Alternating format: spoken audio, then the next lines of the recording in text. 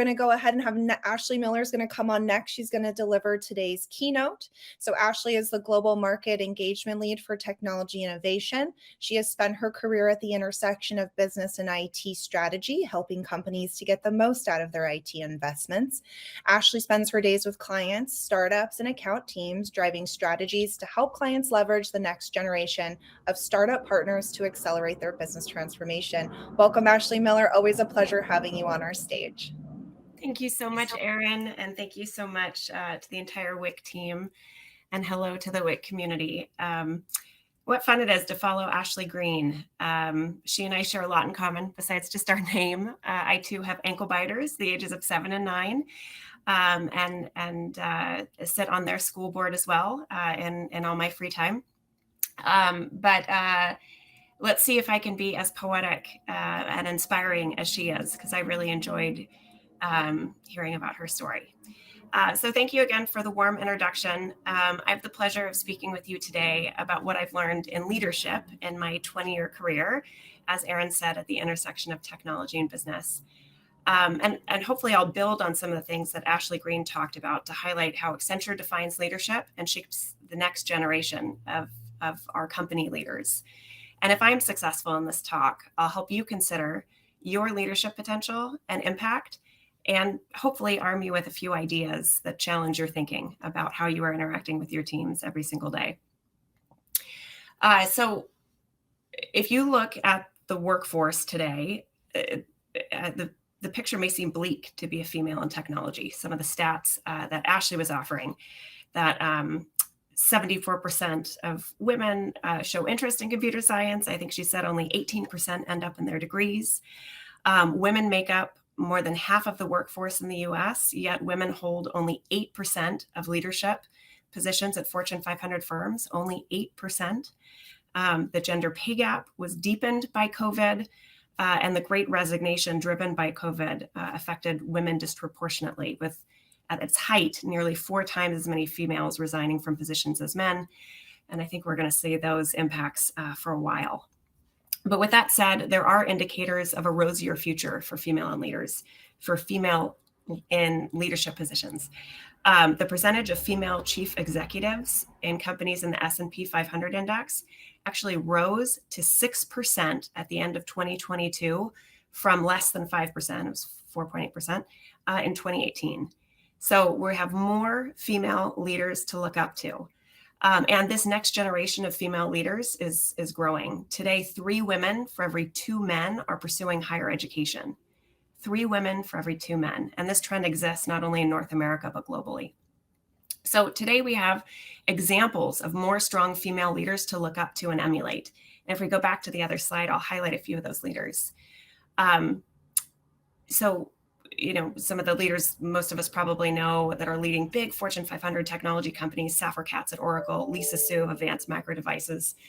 Alphabet and Microsoft have CFO females, Ruth Porat, Amy Hood, and a generation of tech startups also have female leaders at their helm. Melanie Perkins at Canva, Emily Choi at Coinbase, Fidji Simo at Instacart, Sarah Fryer at Nextdoor.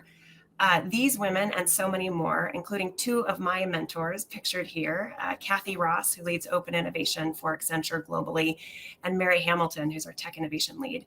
They paint a vision for us of leadership, of confidence, of capabilities that we get to emulate. And how lucky are we that we were born in this era, that we have these strong leaders to follow.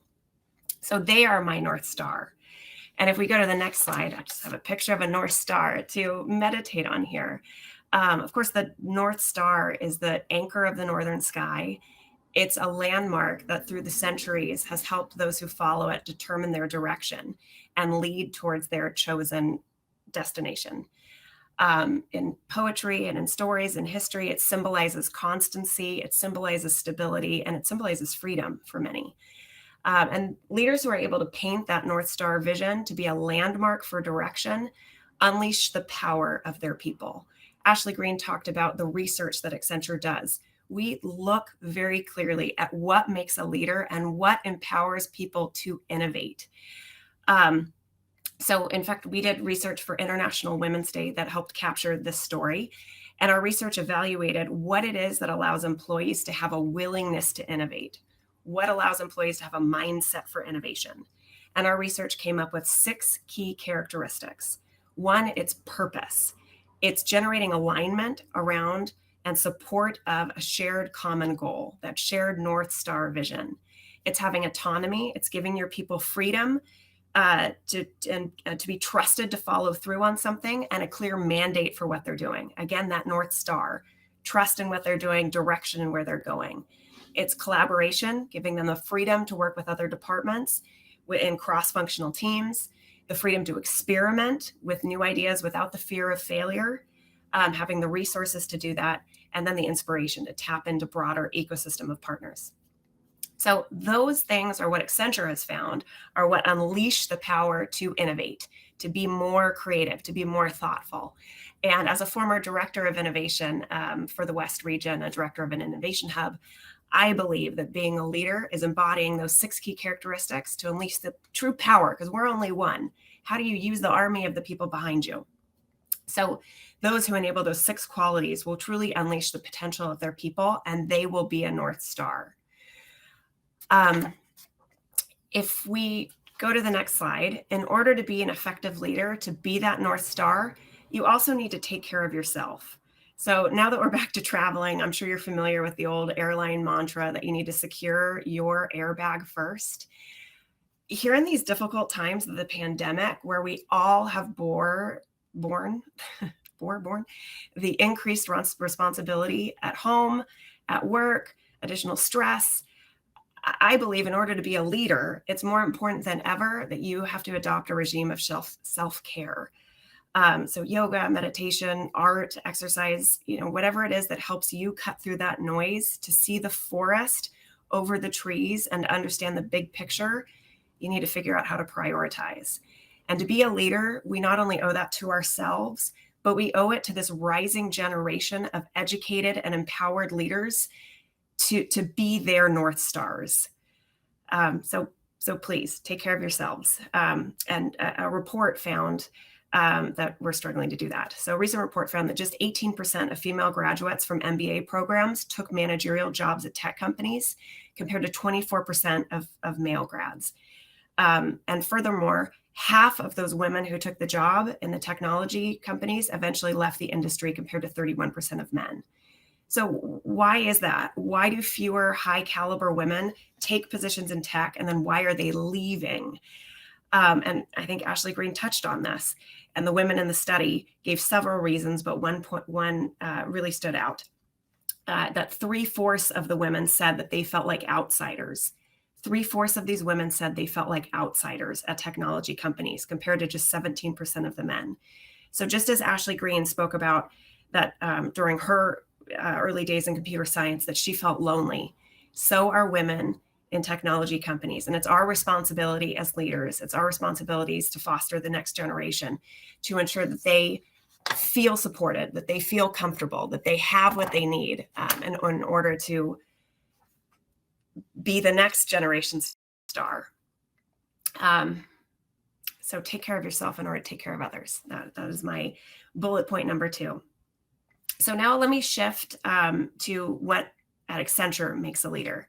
And here pictured, I have our CEO, Julie Sweet. There are a total of 41 women who are running businesses on the Fortune 500 list, which is an all-time high. How exciting is that? It's an all-time high.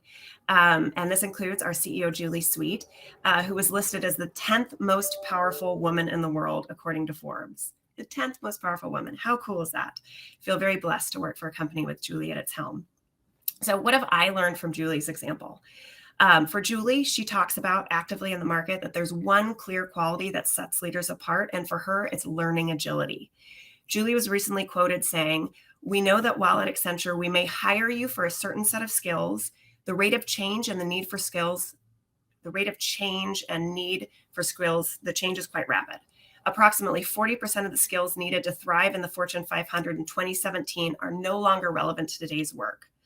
So I challenge you, what are you going to learn? And how are you going to set an example for your team, your people that prioritizes continuous learning? And how are you going to help them on their learning journey?"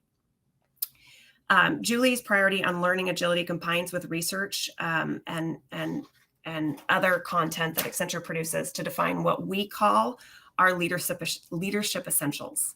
So I'll just flash the next slide so you guys can see at Accenture what we say are the ingredients to make a leader: that you actively innovate. I talked a little bit about that, and how do you do that with those qualities that help to foster your employees and your own mindset for innovation. So actively innovate, always do the right thing, lead with excellence, confidence, and humility, exemplify commitment to excellence, act as a true partner, be that North Star to each other, our clients, and your community, care deeply for your people, live the commitment to inclusion and diversity, and have the courage to change.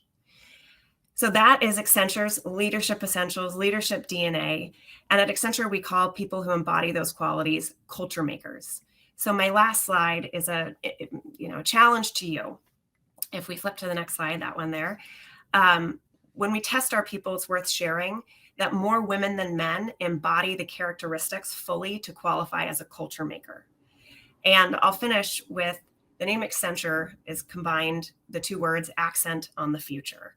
So we are always in our culture thinking about how are we going to define our future? And I invite you to consider, how will you change today? What will you do today and tomorrow to paint the North Star for your people, to take care of yourself, to ensure that you can take care of the next generation, to be an agile learner, and to embody those characteristics to be a culture maker.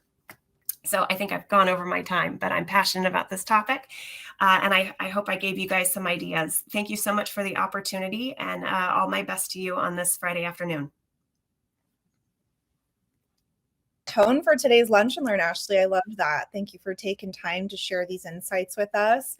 I love hearing how Accenture is contributing to decreasing the gender gap in tech and supporting your employees. And I completely agree and appreciate you sharing that we need to take care of ourselves first in order to take care of others. I don't think that we hear that enough. So thank you so much.